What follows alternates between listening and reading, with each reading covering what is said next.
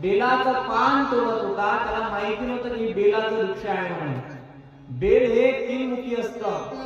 Bell हे 5 मुखी सुद्धा असतं. बेलाचे प्रकार आहे. 5 मुखी अत्युत्तम, मिळालं तर फारच छान, नाही मिळालं तर 3 मुखी मिळतच.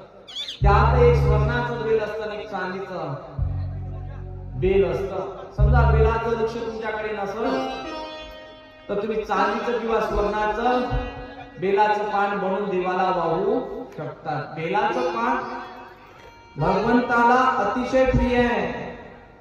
बेल वृक्षामध्ये अतिशय काय आवडत असेल वृक्षामधलं तर बेलाचं ते पान आहे.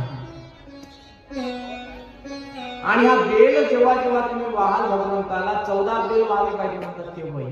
शिवरात्रीच्या दिवशी तर वाहलेच वाहले पाहिजे 14 बेल कमीत कमी. 14 बेल वाहल्याने काय मिळेल तुम्हाला? तुम्ही जे म्हणाल ते तुमच्या मनातली इच्छा पूर्ण करते भगवंत त्या दिवशी. त्या दिवसाला भगवंत इच्छा पूर्ण करतो आणि पतित पावन तुमच्या हाती फलित देतो प्रसाद स्वरूपामध्ये. भगवंत म्हणतात 14 प्रकारचं बेल नाही तर 14 पानाचं बेल. हे बेलाचे 3 पान आहेत, खूप जुना आहे. आणि असे 14